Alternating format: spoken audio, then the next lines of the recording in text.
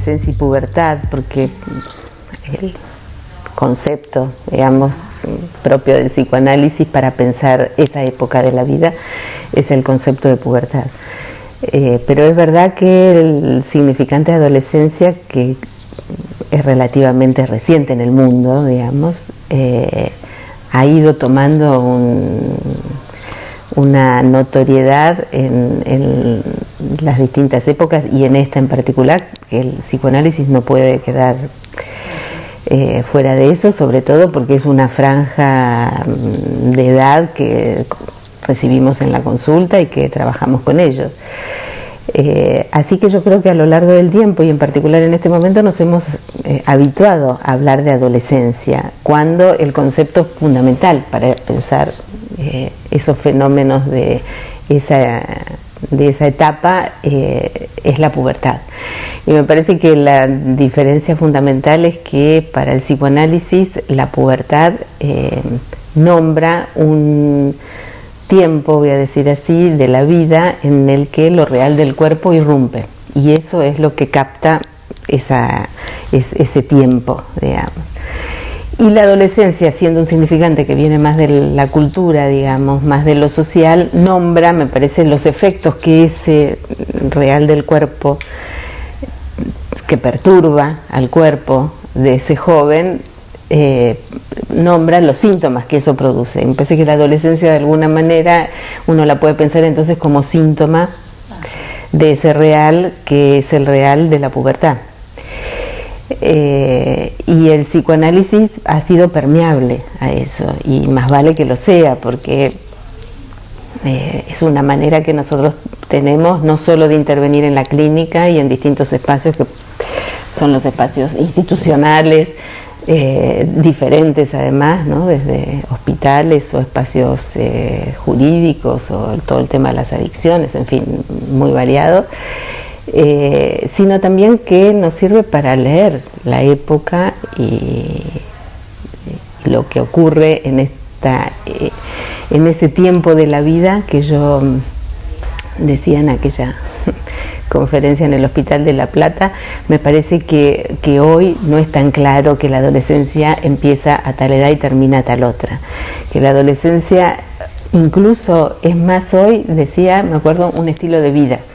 Y en ese punto hay una franja enorme que entra dentro de lo que nosotros podemos llamar como adolescencia. Por eso me parece que es importante que el psicoanálisis sea flexible y permeable a ese significante, para poder captar las particularidades que eso trae, digamos, en cada uno de los sujetos que pasan por ese tiempo, ¿no?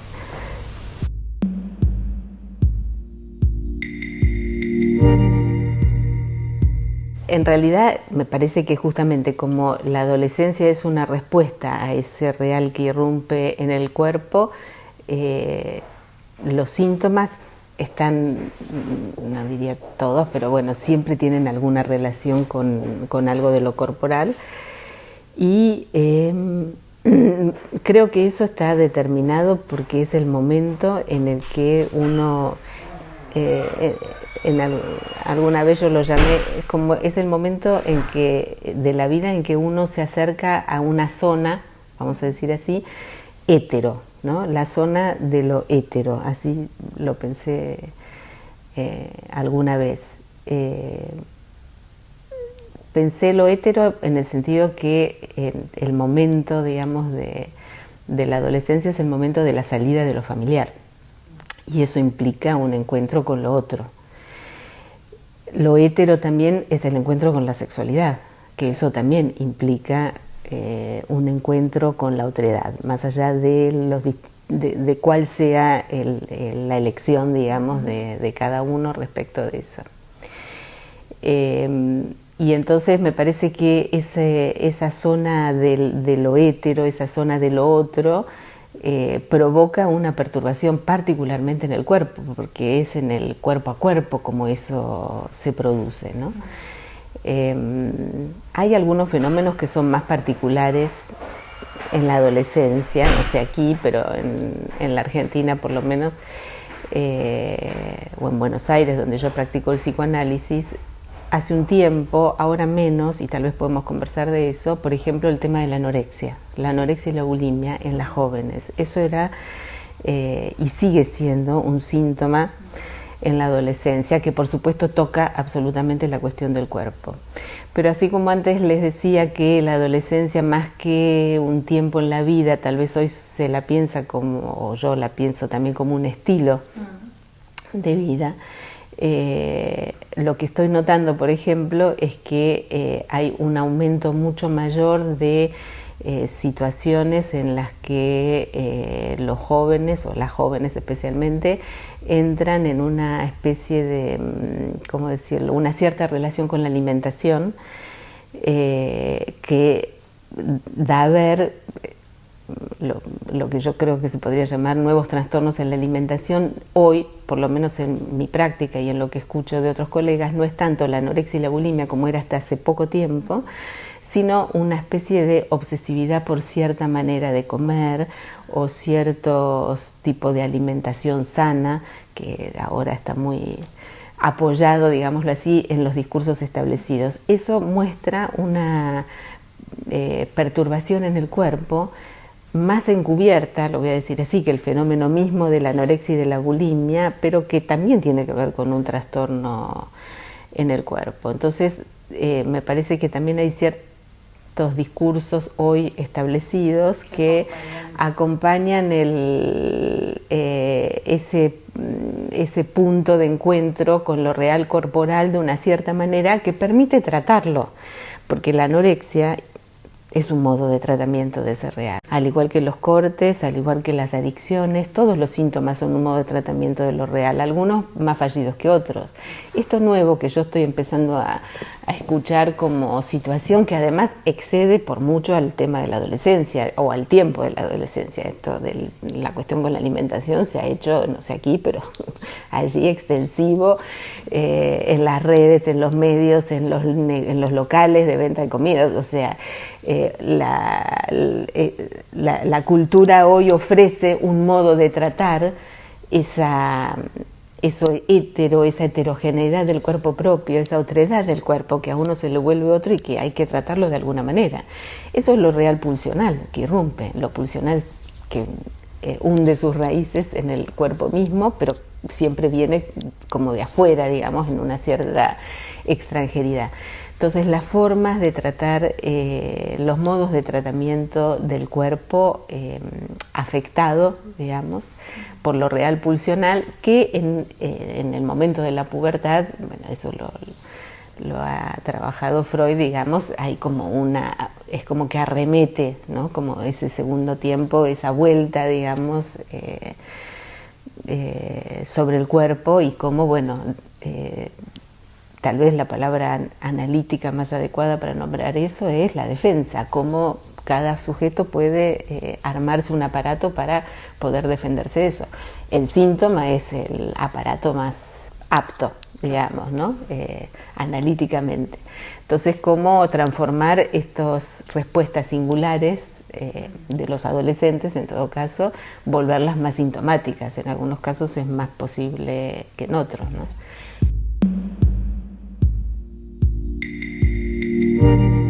La Argentina hace unos años se aprobó la Ley de Identidad de Género y eso trajo aparejado muchos cambios a nivel de lo social respecto de las transformaciones en relación al género y hoy, por ejemplo, las obras sociales, médicas, las prepagas, cubren, por ejemplo, están obligadas a cubrir las transformaciones de género que el sujeto, si se evalúa que sí, que hay que hacerlas. Por supuesto que también están aprobadas la ley a nivel de lo jurídico para cambiarse el nombre, inclusive desde niños, ¿no? Es un punto interesante, controvertido, del que el psicoanálisis creo tiene mucho para decir. Lo cierto es que nosotros estamos recibiendo ese tipo de casuística hay bastante de eso en los hospitales. Y ahí uno ve también entonces que los discursos establecen esa transformación en el cuerpo, ese cambio en el cuerpo, que en otra época casi, no sé si podríamos generalizarlo, pero tendríamos a decir que el sujeto era un sujeto psicótico que necesitaba tratar esa extrañeza en el cuerpo de alguna manera, y entonces podía llegar incluso a realizarse una operación en el cuerpo para poder habitar ese cuerpo, ¿no? Porque en general cuando llegan a la consulta, o lo que se lee en los medios, que hay muchos casos que han tomado relieve público, digamos, es una niña de 5 o 6 años que dice que se siente que está en un cuerpo, que su cuerpo es de varón, y entonces así comienza todo el derrotero para llegar a primero el cambio de nombre, luego el cambio de género, la operación, en fin, todo eso que hoy está avalado jurídicamente y está sostenido en un discurso establecido. Eso hace que el tratamiento de ese real que irrumpe sea tratado de un modo diferente que en otro momento, ¿no? Entonces en un plano, quería decirlo porque es lo mismo que los trastornos en la alimentación, hay ciertos discursos establecidos que hacen que ese real que irrumpe tenga la posibilidad de ser tratado con el apoyo de estos discursos establecidos, lo que lo vuelve menos extranjero, vamos a decir así, de alguna manera. Pero eso no impide que nosotros tengamos que pensar, y a la hora de trabajar con cada uno de estos sujetos, justamente que de lo que se trata es de un real pulsional que irrumpe, ¿no? Y que hay algo del cuerpo, que hay una dificultad en ese tener el cuerpo y tenerlo de una cierta manera, y cómo el sujeto se las arregla para poder tenerlo. Operándose, bien, entonces ahí la decisión es acompañar eso. Cambiando la alimentación, trabajar bien, entonces, ¿no?, el analista acompaña para que el sujeto, el joven, en este caso estamos hablando de adolescentes, pueda encontrar una manera de arreglárselas con eso que perturba todo el tiempo. Sí, eso incide en los nuevos modos en el amor, y yo creo que sí. Lo que se escucha cada vez más es, ¿cómo decirlo?, la heteronormatividad, digamos, respecto del sexo. No hay norma, o por lo menos no es lo que rige, digamos, a la hora de la elección. No se trata de soy hombre o soy mujer. Es muy frecuente escuchar, bueno, yo elijo por amor, no elijo por sexo. Si amo a una persona, no me importa si esa persona es hombre, mujer. Entonces la elección amorosa no pasaría en principio por el lado de lo sexual. Esa una. O, bueno, los jóvenes que pueden estar en un encuentro amoroso sexual con alguien del mismo sexo, con alguien del otro sexo. Eso cuando se da el encuentro, porque también hay toda una serie que en aquella conferencia me acuerdo haberlo dicho, que hoy estábamos en una época donde no es tanto la época de los desencuentros amorosos, sino de el no encuentro, porque todo el tema de las redes, internet, los jóvenes que se pasan, y no tan jóvenes, horas con las aplicaciones para conocer, y en definitiva muchas, las más de las veces ni siquiera llegan al encuentro. Entonces es más una época asignada por el no encuentro que por el encuentro. Entonces hay, por un lado, eso también es una defensa respecto de ese real que irrumpe, porque evitar el encuentro, o sea, poder encontrarse por las redes o por internet o por chat, evita el encuentro del cuerpo a cuerpo.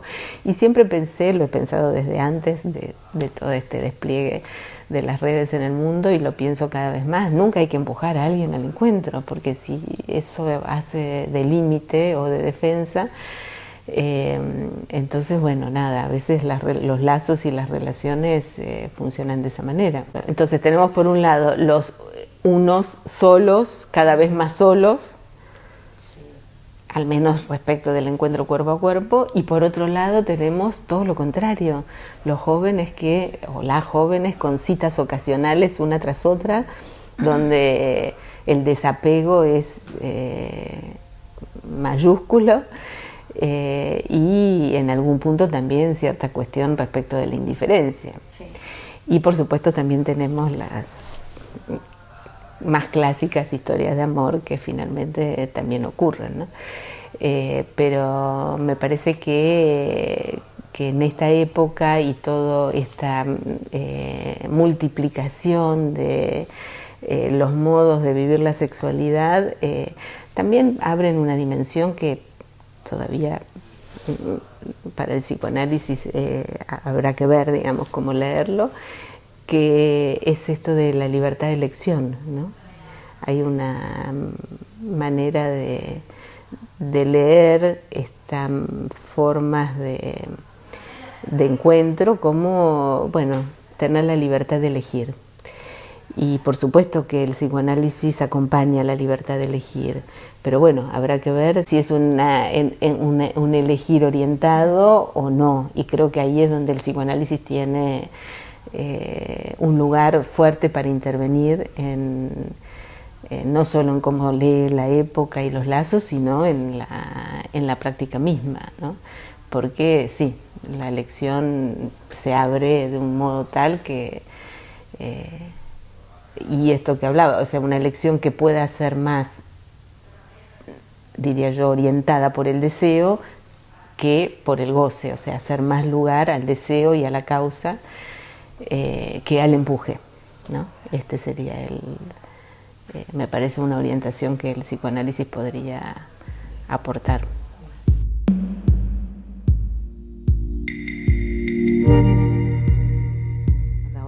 Bueno, en la Argentina estamos pasando por un momento muy, yo diría que el síntoma social más contundente es el de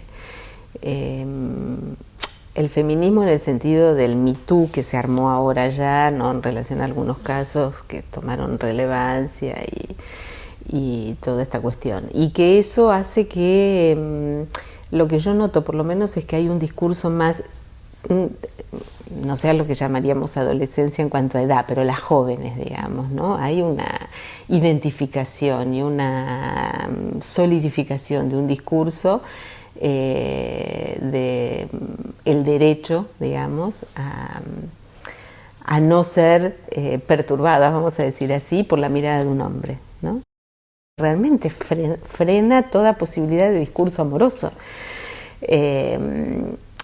Y a la vez uno piensa, bueno, no tanto, porque de todos modos las chicas están con los chicos, en fin, me parece que no en el encuentro del uno a uno cuando efectivamente se da un encuentro, pero en un encuentro un poco más amplio, porque lo amoroso tampoco es solamente el encuentro con el partener, digo, también hay algo del orden de lo amoroso, de los lazos.